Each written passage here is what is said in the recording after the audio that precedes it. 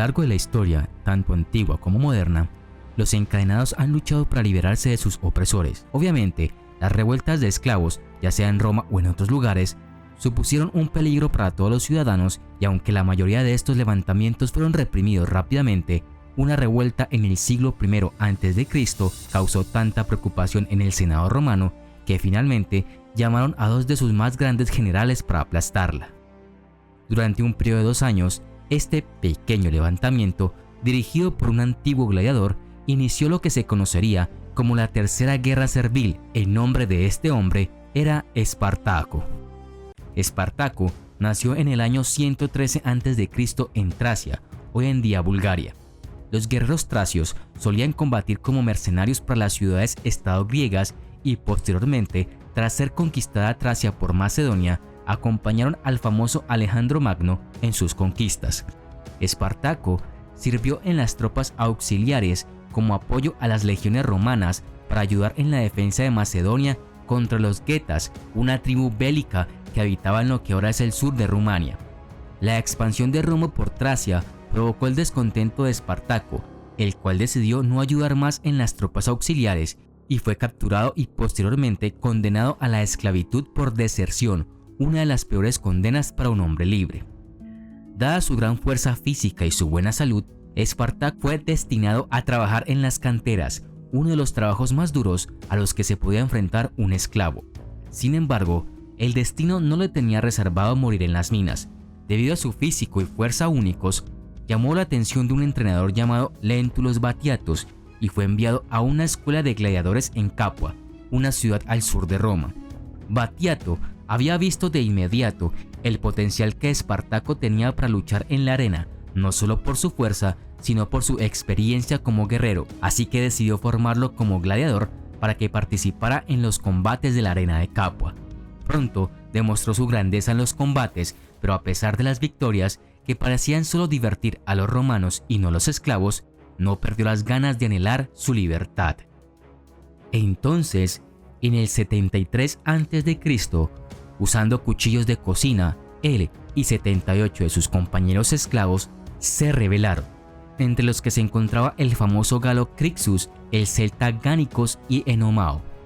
Al escapar, se encontraron con una pequeña caravana de carros que transportaban armas y la tomaron. Huyendo al cercano monte Vesubio, las autoridades de Capua, enteradas de lo ocurrido en el Ludus de Batiato, enviaron una pequeña fuerza para capturarlos, pero fueron derrotados y pronto cientos de otros esclavos de la zona se escaparon para unírseles, aumentando su pequeño ejército a más de 70.000. Para sobrevivir, comenzaron a saquear todo el centro de Italia. El grupo de gladiadores rebeldes se refugiaron en el monte Vesubio, estableciendo allí una base de operaciones desde la cual lanzaban ataques contra las localidades vecinas, saqueándolas y liberando a los esclavos. El tema de los esclavos rebeldes de Capua pasó a manos del gobierno romano.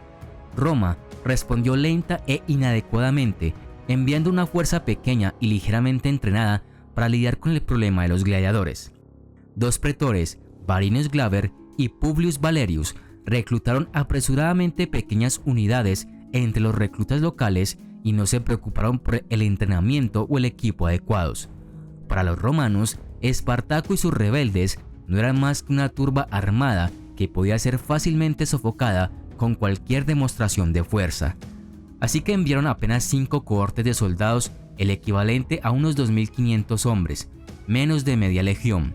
Claudio Glaber acampó a los pies del Vesubio con el objetivo de cercar a los esclavos que habitaban en la cima, cortándole todas las vías de acceso a comida y suministros, lo que a largo plazo les obligaría a rendirse o morir de hambre. Sin embargo, Glaber se olvidó de fortificar su propio campamento, pensando que los esclavos no se atreverían a descender del monte para atacar a sus soldados.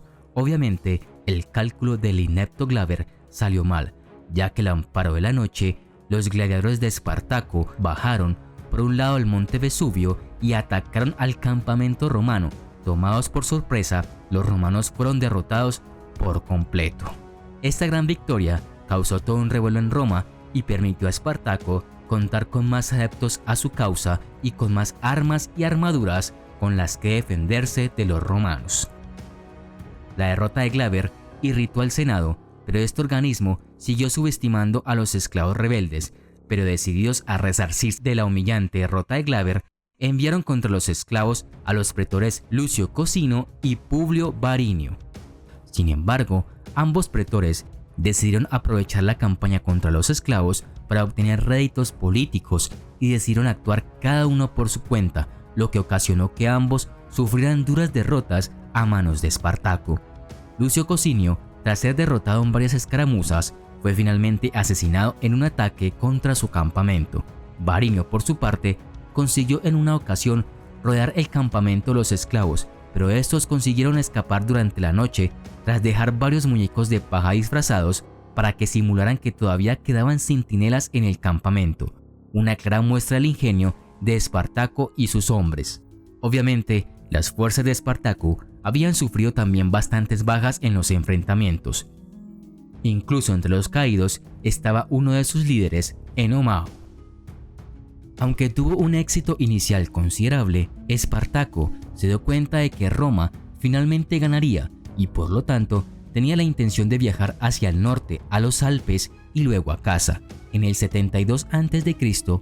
dividió sus fuerzas en dos partes. La mitad de ellos, los galos y los germanos, se fueron con el también gladiador Crixus, mientras que el resto, en su mayoría tracios, se fueron con Espartaco. Aunque su intención era regresar a Tracia, muchos de sus seguidores se negaron a abandonar Italia y en cambio se dirigieron hacia el sur. El Senado romano envió un ejército más fuerte que el anterior, formado por 2 legiones al mando de los cónsules Lucio Helio Publicola y Gneo Cornelio Lentulo. El ejército consular inicialmente tuvo éxito derrotando una parte del ejército rebelde formada por 30.000 soldados y comandada por Crixus, quien estuvo entre los caídos en esa batalla. Pero luego fueron vencidos por el propio Espartaco. En represalia por la muerte de Crixus, Espartaco hizo que 300 prisioneros romanos lucharan como gladiadores hasta la muerte. Espartaco y su ejército, que se habían incrementado a unos 120.000 hombres, se trasladaron al sur. En las montañas cercanas a Turi establecieron un campamento y obtuvieron mucho suministro del comercio local y saqueos de las incursiones. Al equiparse en una fuerza militar apropiada, el ejército de esclavos había pasado de ser una molestia menor a un poder formidable y legítimo. A raíz de esto, el Senado decidió encomendarle la misión de acabar con la rebelión a Marco Licinio Craso.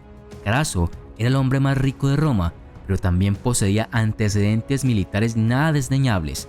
A Craso lo pusieron al mando de 10 legiones, muchos de los cuales eran supervivientes de las 2 legiones de Publicola y Lentulo.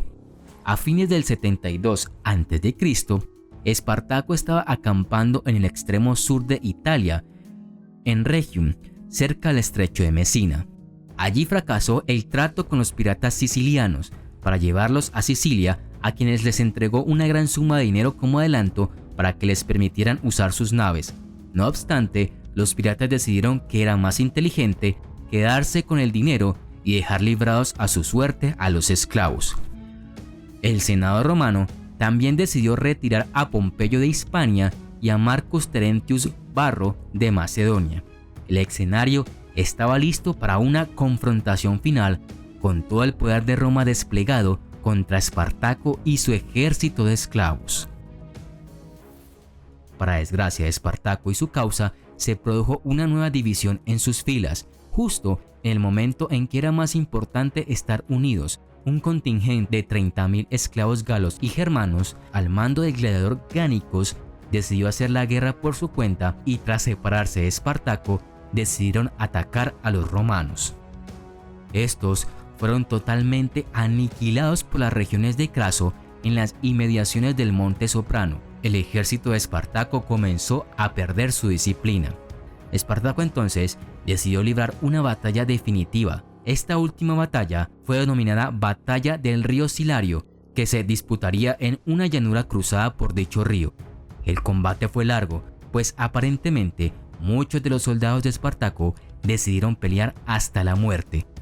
En el fragor del combate, muchos vieron caer a Espartaco, pero luego Craso no fue capaz de hallar su cuerpo, cerca de 60.000 esclavos murieron en la batalla por tan solo 1.000 bajas de los romanos. Otros 6.000 esclavos cayeron prisioneros y Craso decidió dar con ellos un escarmiento y una advertencia a todos los esclavos que en el futuro pensarán fugarse. Todos los prisioneros fueron crucificados a lo largo de la Vía Apia entre Capua y Roma. Los aproximadamente 5.000 esclavos que lograron huir de la batalla se dirigieron hacia el norte con la idea de escapar hacia los Alpes, pero para su desgracia se toparon con las legiones de Pompeyo y fueron aniquilados también. Esto le permitió reclamar el crédito por poner fin a esta guerra. Pompeyo fue recibido como un héroe en Roma, mientras que Craso recibió poco crédito o celebración. Pese a su trágico final, Espartaco se convirtió en una leyenda y en un ejemplo que perdura aún en nuestros días. Espartaco demostró que unos pocos pueden conseguir grandes cosas mientras tengan la determinación y la fuerza de conseguir oponerse a sus opresores y luchar por la propiedad más valiosa del ser humano, la libertad.